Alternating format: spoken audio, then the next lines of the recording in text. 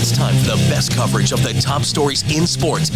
The Sports Wrap with Jason Page starts now. Yes, it does, and great to have you with us on this Monday edition of the show. Good to be back after a week off. Lot to do over the next 60 minutes. Brian Twining will stop by to talk NASCAR a little later on, our usual Monday spot with him, as Denny Hamlin captures his second straight at Dover.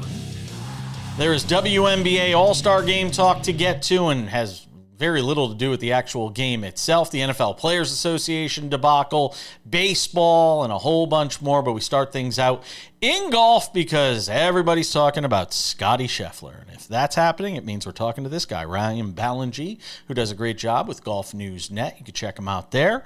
And Ryan, I don't know. I've run out of superlatives when it comes to what Scottie Scheffler continues to do. And what's it now, like 17 wins in his last 70-something starts.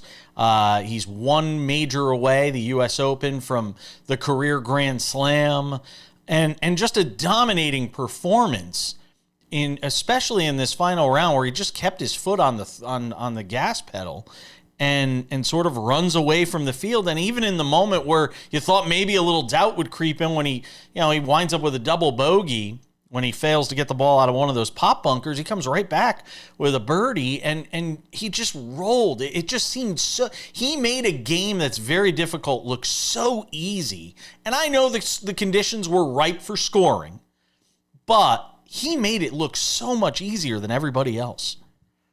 Yeah, he was up 7 at one point, and I think that's when he kind of allowed himself for a second to indulge in that bunker on number 8. Well, what if I can get it out with him mid-ironing it to the green instead of doing the smart thing that he almost always does, and what he wound up doing the second time around, and just kind of pitching it out to the fairway and making do with what he had to. I find him fascinating for so many reasons, but that when he wins, he typically wins in a blowout. He doesn't really win a lot of close tournaments. I mean, all of his major wins are by 4 shots or more. I mean, they're not even close. And it seems like when he is in the position to win, he is way in the position to win. It's not he's a comeback kid. He is a front runner. He is an incredible front runner. And he doesn't allow himself to, as I said earlier, indulge in what could be. And Tiger used to step on players' throats. His mom used to tell him to do that. Step on the competition's throat. Scottie's not that way. He is perfectly happy to let you screw everything up and him just play his game that is so much better than yours that he knows he's going to win eventually. And he does win eventually by a lot. And now he's got 2 majors. This year he's got 4 for his career. As you mentioned, he's an open away from the career Grand Slam, which seems inevitable at this point. He is quickly rocketed up the conversation of the best golfers of all time. I think you probably put him in the top 15 best golfers of all time at this point. That happened very quickly, but he also did it very patiently. Yeah, that's a great way to term it. It happened quickly, but he's done it with patience, and that is a fascinating way to sort of look at it. Give me a sense for, there's the Tiger comparisons that inevitably start to come in when you see this level of dominance over this stretch of time. What can you point to in trying to compare this to what we saw during the peak years of Tiger? Is there something you can point to that you can put side by side and say, okay, that's what makes it similar? Because it feels like in so many ways they really are completely different in terms of the way they go about it. Yes and no. I mean, I will say, if you give a shout out to a website called Data Golf, they do some really great statistical analysis, specifically historical analysis. And they kind of have this tool that's the peak of a golfer's career. Compare their peak to another peak, and basically 1 and 2 of the shot link era, going back to 2003 when we captured this data. It's Tiger's best, and then it's Scottie's best. And that's it, and then there's a massive golf after that. And I think what makes them similar is what we talked about earlier. They let everyone else make mistakes. They know they're the best player. They know they've got the best talent, but they also know when and when not to be aggressive. Right? Tiger often talked about playing his way into tournaments, knowing when to play 2 certain pins, when to avoid certain pins, when par was good enough, when he needed to kind of step on the gas. Scheffler's really, really good about doing that. I think what makes them a little bit different is that Scheffler, for some reason, is freakishly good at recovering from mistakes. The double bogey happens on 8, immediately birdies the next hole, hits it to 7 feet. It's unbelievable how often he turns a bogey into a birdie on the next hole. At a 33% clip on the PGA Tour. When he won the PGA Championship, he did a 67.5% clip for the championship. The tournament average was 18%. It's insanely good how he is at taking something bad that happens, and it happens a lot in golf, and turning it into something good, or forgetting that something bad happened and doing something good the next available opportunity. That kind of makes it hard to beat, because as a competitor on the other end, you're thinking, well, the window is open. He's made a double bogey. That 7-shot lead's now 5. And then he birdies the next one, the lead's 6, and the whole thing's over. Yeah. The window is shut immediately. And it gets really frustrating as a player who's trying to compete with that, trying to think, how do I get to this guy? How do I stop him? How do I get past him when he's not going to let you get past him? And I think Tiger was insanely good at that, albeit in a slightly different way. He had 3 or 4 ridiculous par saves, too, in this final round that could easily be overlooked, that if you didn't watch the entire round. He had 3 or 4 big par saves that contributed to him being able to sort of keep his foot on the gas pedal. Before we go, and I don't have enough time to get into the whole thing about the comments he made earlier in the week where he really let us in in a way that he hasn't before. And I really appreciated a lot of what he said earlier in the week, talking about how fleeting victory is and how quickly it passes. In the final minute here, what are the other big takeaways from this tournament in terms of other guys? I think Chris Gotterup has to be a shining beacon of the last 2 weeks. He won the Scottish Open.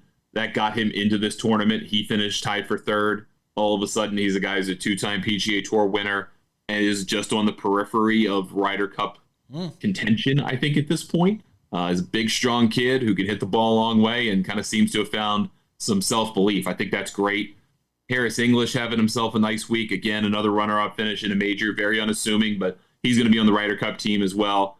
And I thought it was really cool how things finished up for Rory McIlroy. He didn't win, but he talked about it after the fact. He said he got everything he wanted out of this week other than the claret jug.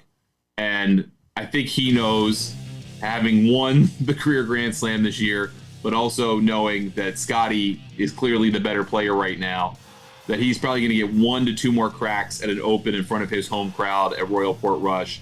He wanted to savor the flavor on Sunday, and I think he did. Ryan Ballengee, great work as always. Golf News Net. Always appreciate you, my friend. Be well. We'll talk to you down the line. Thanks, Jason. Appreciate it. Ryder Cup will be here before you know it. We're coming back. Lots more to do.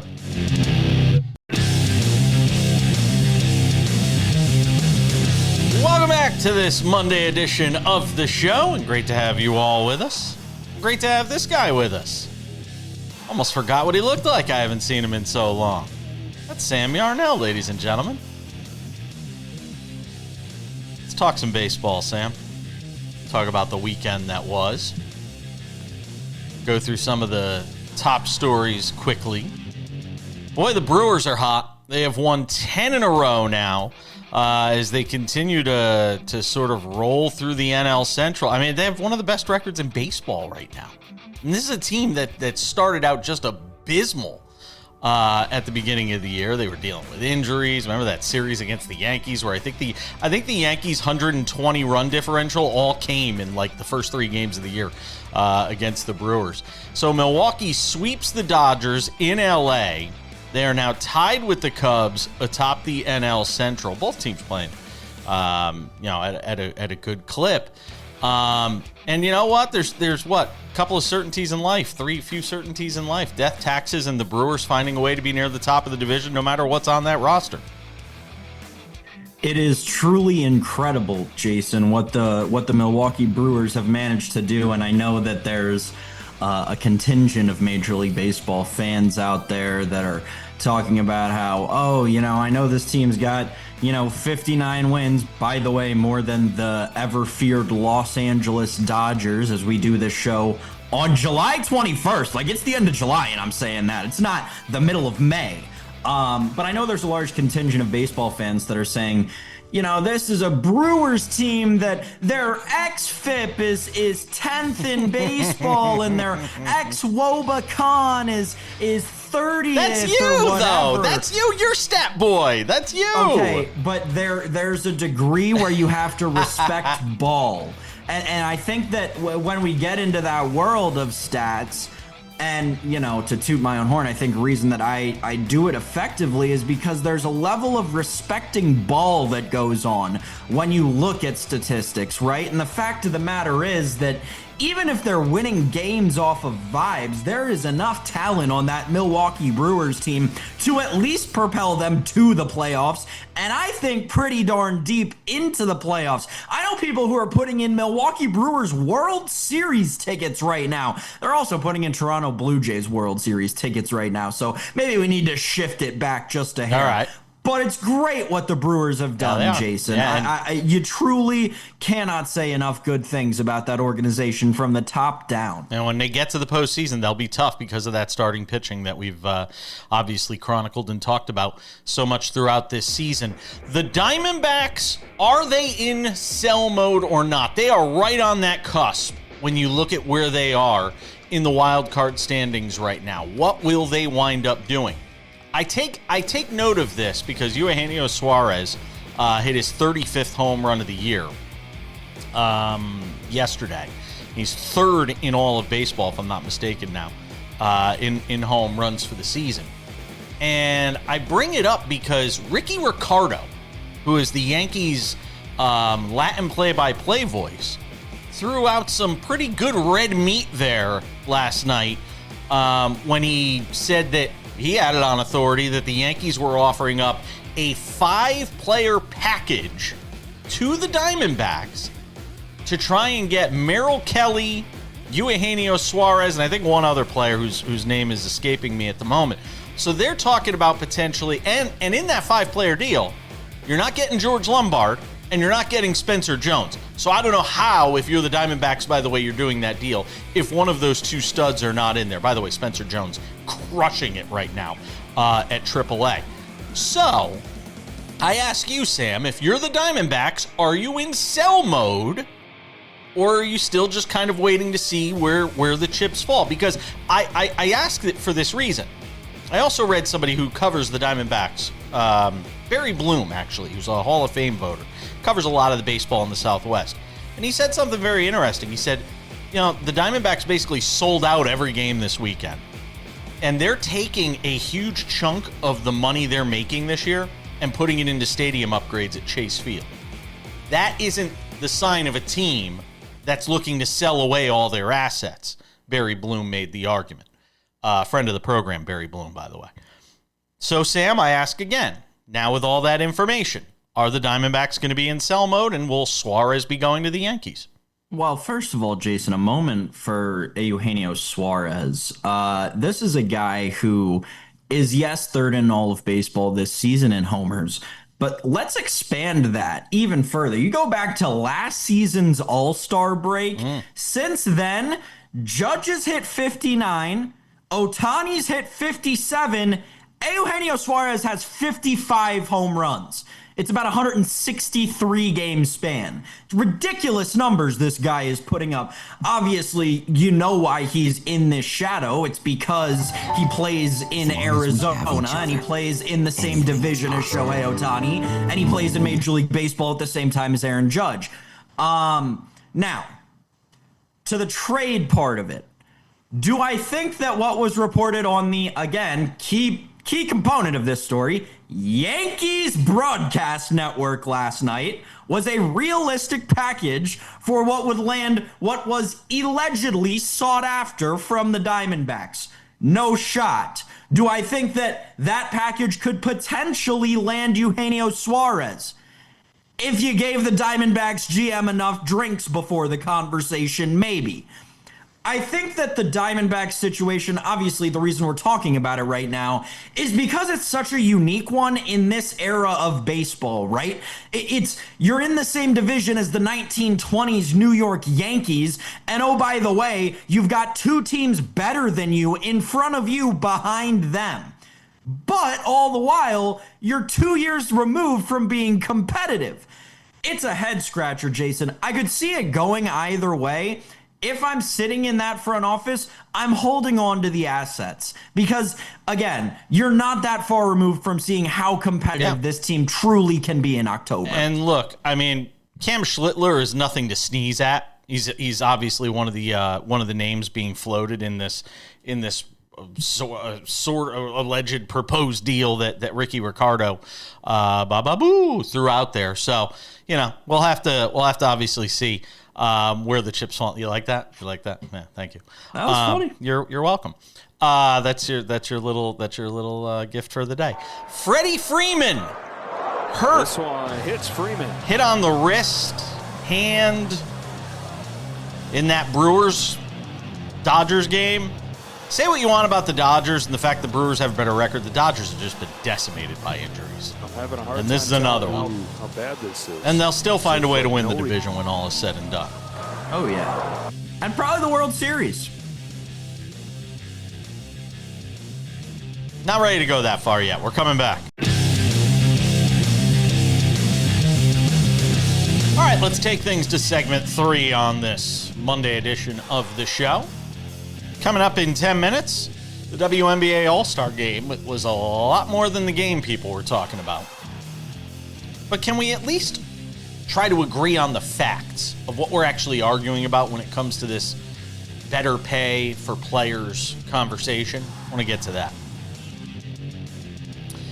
Sam Yarnell, we had big news last week, so much so that even while we weren't doing a show, and I thought Sam would be so tired of me I wouldn't hear from him all week, Sam still found a way to get in touch with me during the time off that we had to talk about the fact that the NFL Players Association is in a whole bunch of upheaval right now, with J.C. Tretter being the latest to resign, the NFLPA's chief strategy officer.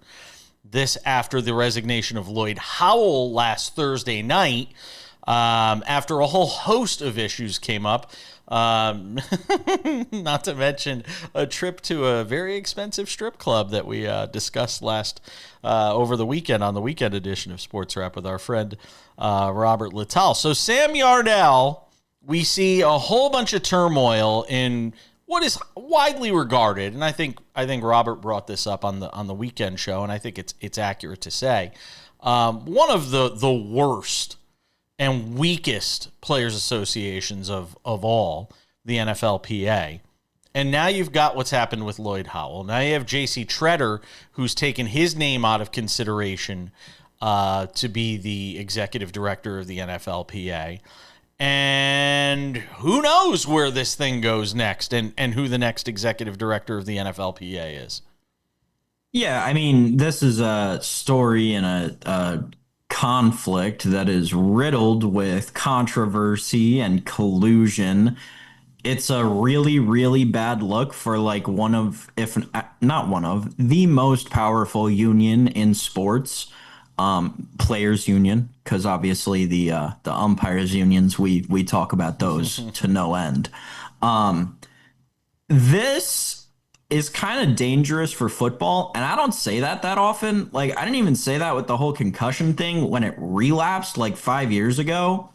This is dangerous for football because it's internal, and that's like the only way that the NFL can get hurt. It is an all-powerful body that seems to deflect any bullet that comes at it from any which direction. But now it's got an internal problem. And now you've got a problem between the union of players and the owners. And within that problem, you've got another problem within the union of players between this shady management committee that all of these pieces of news are coming out now about how uninformed the players were about the actual doings of this management committee. I think that we are in for serious reform with regard to how the Players Association operates. You would think internally. This is problematic for a multitude of reasons. Obviously, the whole controversy around J.C. Tretter right now has to do with the running backs and him allegedly telling people on friend of the program Ross Tucker's podcast, admitting to telling players potentially to fake injuries to essentially protect themselves in future contracts. That is one of the more questionable things that you'll hear with regard to the Players Association and intra-personnel communications. I don't know, Jason. I don't know what the reform is, but there's got to be something serious if they want the general public to trust the players and the players to trust the management committee, and then the Players Association and the owners to trust each other again and not collude like they did on those quarterback contracts from the late 2010s and early 2020s. I'm curious, and Will Compton, by the way, former linebacker, put a post up on X on Sunday, said, quote, "Yeah, let's vote for the guy who was in charge of hiring Lloyd Howell. Let's vote for the guy who swept a lot of rhymes with hit, under the rug when NFL owners were colluding to not give out guaranteed contracts. The NFLPA is constantly outmatched, and it's truly our own doing. They would be wise to remove Tretter as well." Well, that obviously wound up happening. Actually, Ben Watson posted they'd be wise to remove Tretter as well. What I'm wondering is, as you've got training camps starting, you've got guys fighting to make rosters. You've got guys trying to make teams, solidifying positions. I wonder how much of the rank and file is actually plugged into this story. Like we are. I'm sure star players are. I'm sure former players and, guys like Nick Ferguson, friend of the show, who is a former rep with the NFLPA and works with the retired players and has been very plugged into this. I was just texting with him last night, and he says he's talking to retired players, he's talking to current players. Hoping to have him on the show tomorrow to really flush this out, as well as something that he has suggested for the next NFLPA head, which I find kind of funny. I am curious how many of the rank and file guys are plugged into this because of everything going on. I bet you it's a lot of them, and here's why. We are in an era where, think about the biggest news stories besides this from actual inside of buildings from this past weekend, right? It was all these second round picks getting all this crazy amount of guaranteed money, right? And we've still got this massive story in Washington with Terry McLaurin holding out because he wants more money. And Garrett Wilson just got a bag, and the Jets just gave Sauce Gardner a bag. Everyone is always tied in with the Players Association because all of it, like even the crux of this issue, always comes back to the players getting or having money taken from them. And that's a good point.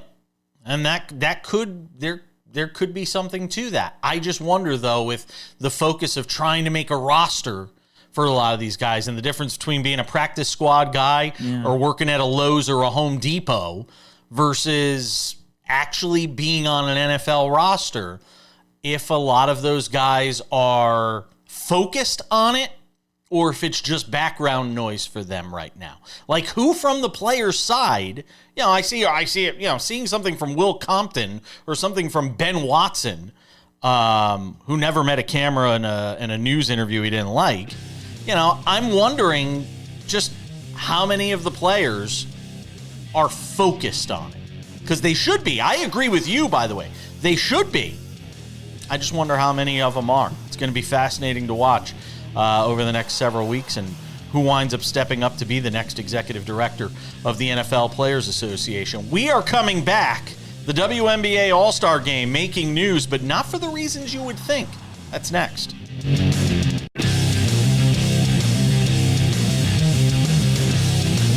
All right.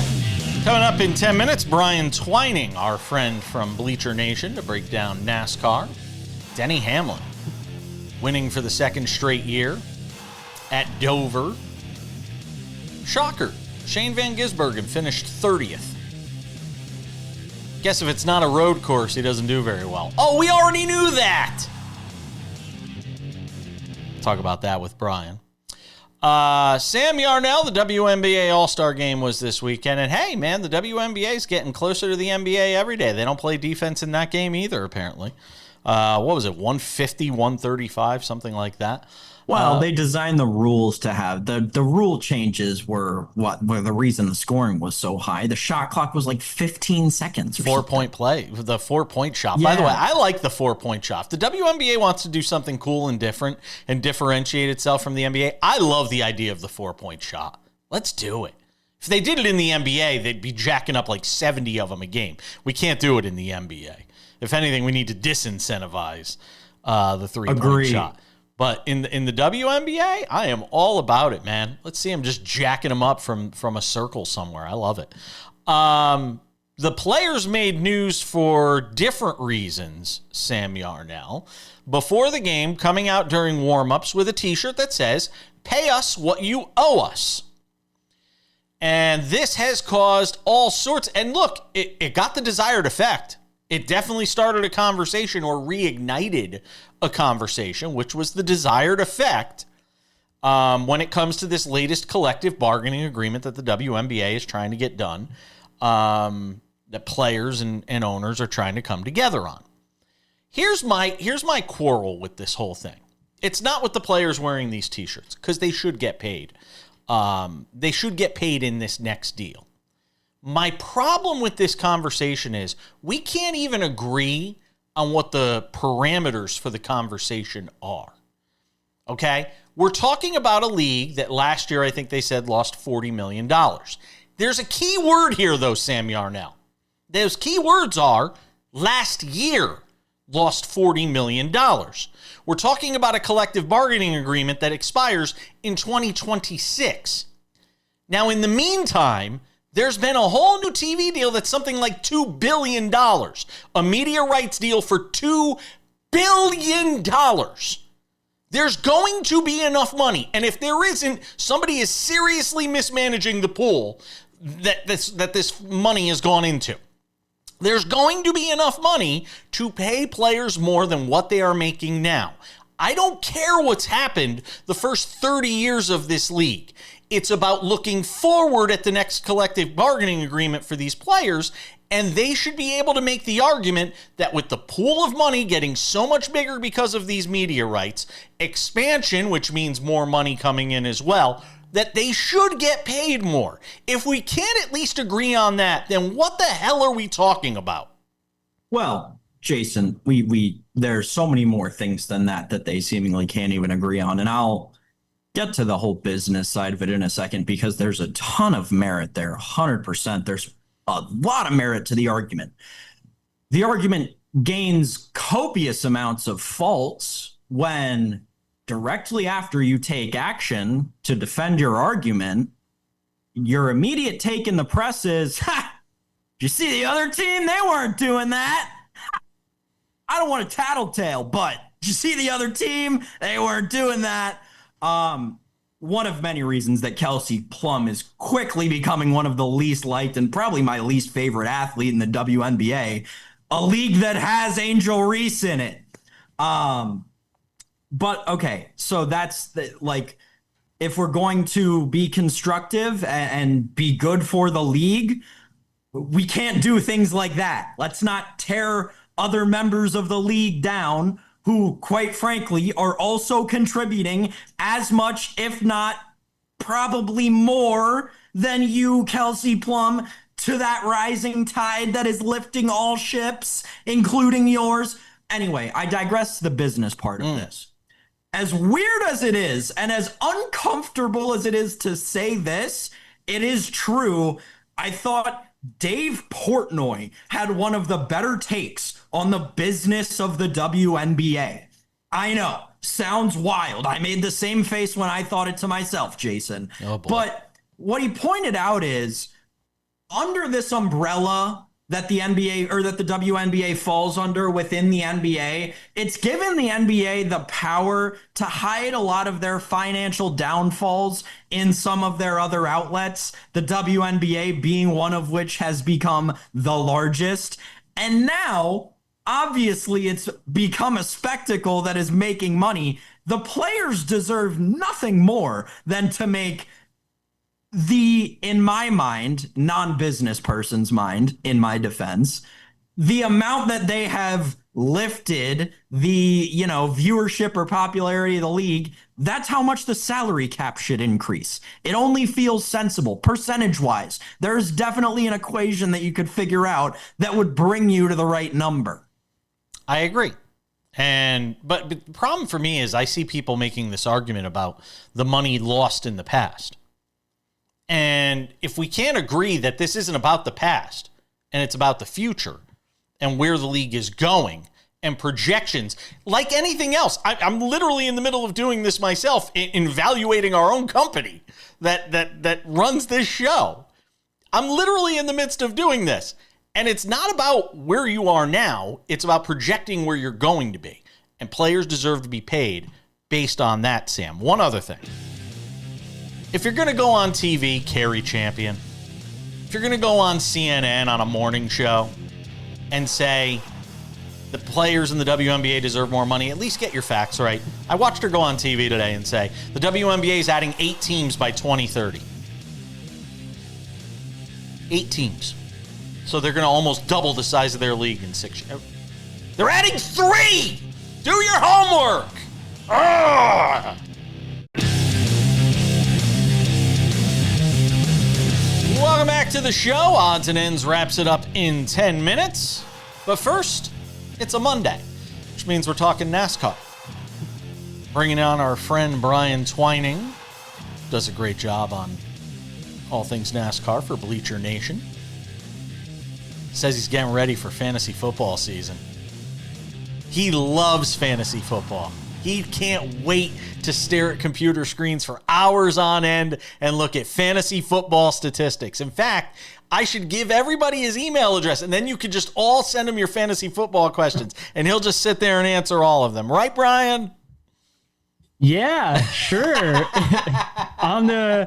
In the free time when I'm not actually still focusing on handicapping NASCAR races, yes. I know, and it's going to take away from your ability to handicap NASCAR races. So let's talk about this. Denny Hamlin, who had Denny Hamlin winning 4 races at the start of the season? And we still have more season left, Brian. Who had Denny Hamlin winning 4 races at the start of the season? Definitely not this guy. I am one of those people that actually played his season total under 3.5, thinking that what we saw at the end of last year, where he struggled to get into victory lane, was going to carry over into this year. But clearly, he's in the twilight of his career in this FU mode, especially with the whole situation going on with NASCAR. He seems more determined than ever to find victory lane. And 44 years old, as you mentioned, in the twilight of his career, and everything that is going on, within the courts and charters and all of this stuff that most people aren't, probably talking about as much. He wins this race in overtime. What stood out to you most from this win for Hamlin? I think this was one of the shining moments of Denny's later part of his career, and it just exemplified his want to win, which is more so than I guess the rest of the field. I mean, on 30, 40 lap older tires at a track where we kind of expected the tires to come into play with Chase Briscoe, Kyle Larson, 2 of the fastest cars recently, breathing down his neck, and he was still able to hold them off despite multiple restart attempts. It just shows you how good he is at Dover now, despite him not being good here earlier in his career. I mean, they highlighted that on the broadcast. This was a place that he struggled at, and he's become probably the best at this track. And with the tires coming into play, it was just amazing to see him be able to hold those guys off. Yeah, and kind of a messy finish, obviously, with the wrecks late and obviously the overtime that takes place as well, and sort of how that played into all of this. Yeah, and let me say, this was the perfect race for myself. I took the week off from the betting window because we had the new tire, and then it made it even better that I was taking a bye week, that we didn't get practice or qualifying. So there was a lot of unknowns coming into the race. That said, I think one of the bigger takeaways was definitely Chase Elliott.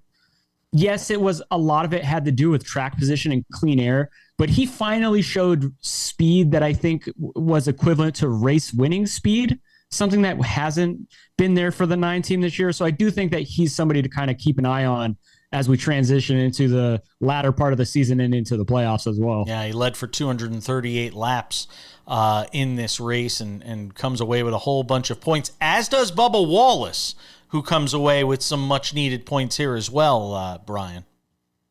Yeah, and, both of those guys, like Chase Elliott jumped teammate William Byron for the regular season points lead, which is huge when it comes into playoff standings. And then Bubba, as you said, he got some more separation on Ryan Preece, just Wallace coming home 7th, a result that was definitely not on my card for him. The fact that he was able to be there at the end was kind of surprising for myself, but it's great at a track that he's not traditionally really good at to be able to do that. How do you feel now about Bubba's chances to make the playoffs? Do we still think he needs a win? No, I kind of said this a few weeks ago that I didn't see very many new winners occurring, especially with the tracks that we're going to. I mean, we go to Indy this week. Kyle Larson is probably going to be the humongous favorite and stomp the field again. So, I mean, that's just another opportunity for him to just gain points and not have to worry about a new winner. So I think Bubba's in a pretty good spot here. And with NASCAR changing the rules this morning, I don't think there's no worries about them missing races for the rest of the regular season either and not accumulating points. So I think Bubba's in a good spot as long as they can just hold the course and try to maximize points each week. How do you feel about the idea of Hamlin, and I haven't seen any odds on it for him to win the entire championship at the end of the year. How do you feel right now about him in that position? So Denny is not the greatest at Phoenix, which is obviously it's a championship race. And until we see him kind of be really good at that track, it's hard to peg him as the favorite. He's still behind guys like Christopher Bell, Kyle Larson, even Chase Elliott. And then of course the Penske guys, like if Joey Logano somehow gets to Phoenix with a chance to win the championship, he's going to be amongst the shortest odds to win there too. You mentioned Kyle Larson, and obviously some of what he did. Who was the biggest loser coming out of this weekend? Who took the biggest hit? That's probably going to be a guy like Chris Buescher, who he really didn't perform great. It was difficult with them not getting practice or qualifying at a track that he's not the best. He's also not very good at. And so I don't think he was able to maximize the potential that RFK has shown. Kyle Busch. Yeah, I don't know. I don't really think, look, Kyle Busch he's a Hall of Famer, but I don't really consider him somebody a threat in the playoffs or anything of that nature. Yeah, to make the playoffs. Well, we've got more racing to talk about next week, and you'll be here to do it. Brian Twining hangs out with us. Does a great job on NASCAR with Bleacher Nation. Also with fantasy football. Thank you, Brian. We'll see you later. All right.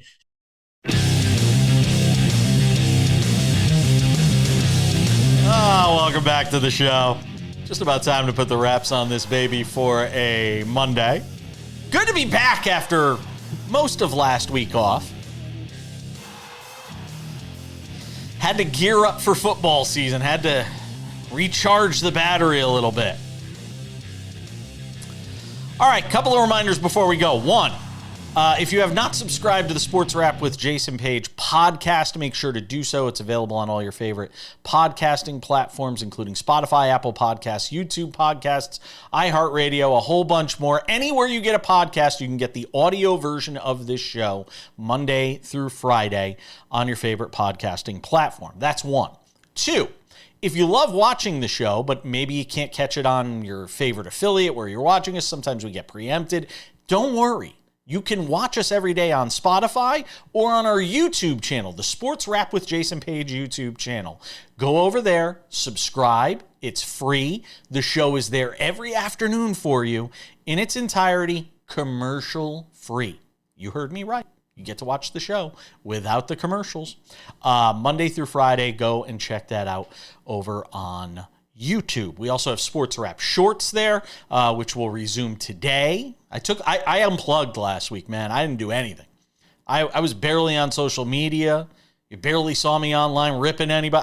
I was pulling back. Had to take the week off. Had to recharge the battery a little bit. And without any further delay, ladies and gentlemen, time for some odds and ends. Odds and ends, Sam Yarnell. Donald Trump in the news for sports this weekend. Because got to change the subject. And we all know what that subject is. The president, the commander-in-chief, if you will, apparently worried about the names of a couple of certain franchises. He wants the Cleveland Guardians to change their name back to the Cleveland Indians, and he wants the Washington Commanders to change their name back to the Washington Redskins. Now, as somebody who is from the belly of the beast in the DMV, and knows a lot about that the history of that franchise, and certainly appreciates where that franchise was as the Redskins, then as the Washington football team, now as the Commanders. I wonder how you would feel about the team reverting back to the name Redskins. Well, I'll tell you how I feel about the president saying what he said. Careful. I would just like to We don't want to wind up like Stephen Colbert. I'll take you back to the year, 2016, I believe it was, when then President Obama instructed the trademark office to remove the trademark on the then Redskins logo, and that became a very controversial thing in conservative circles, where our now president, then Mr. Donald Trump, said that it was horrible for the president to involve himself in what a professional sports team is named. That is no place for the president to use his power. So I would just like to remind him of those fateful words from 9 years ago. There's always a tweet for it. When it comes to Trump, there's always a tweet for it, though. We all know that. I know. And people went back and found it. So I do. I think that is important for him to remember. If nothing else, his own advice. I listen, from a naming convention standpoint, I think that a lot of that fan base would agree with me when I would say that they would take a replica of last season over a name change 6 ways to Sunday, and then probably twice on Sunday. They're not going. I don't back. really think. They're not going I think back. that in the 50 states around the district, it matters a lot more than it actually does in the district. Interesting. To me, people were fine when it was the football. I mean, the football team was kind of laughable, but it was more excitement for the new era and that kind of thing. And Commanders has been great, and it's got a great short history. Like, why are we getting rid of that? Yeah, and look, I think it all also plays into the Daniel Snyder years and the switch and the move away from Daniel Snyder as the owner of the team. I think that also plays a role in all of this as well. The president has threatened to make it difficult for the team to get into their new stadium. It's not really sure how he would be able to do that, but hey, we'll keep tabs on it anyway. Will Levis, done for the year before it ever started. We never even got to know you. Will Levis, done for the season. He'll have to undergo season-ending shoulder surgery, who has a AC joint injury that apparently took place last year. And now they're just having surgery on July 29th. Why did it take so long? I have no idea. Well, it took so long because he was competing with Cam Ward in camp, but I wanted to read you this statement from the Titans that they put out. Sure. After consulting with doctors and his representatives, Will Levis has decided to undergo shoulder surgery that will sideline him for the entire 2025 season. We support his decision to focus on his long-term health. He approached the offseason with professionalism and showed clear growth as a leader. We remain confident in his full recovery. It's a weird statement. It's a weird statement. Weird second to last sentence. Yeah, it feels like it was written by an agent, and it doesn't feel like good times lie ahead for Will Levis in Tennessee. Cam Ward's season is officially upon us. Yes, it is. And we're all looking forward to it. Football season is here. We'll be covering it. Training camp's getting underway. All sorts of fun on that front. It's going to do it for us on this Monday edition of the show. I almost forgot what day it was already. We just started. I don't know how that happens. We gotta go. Thanks to Brian Twining. Thanks to Ryan Ballengee. Thanks to you for watching. Sam as well, for all of his contributions. We'll see you back here on Tuesday for more Sports Wrap. Bye.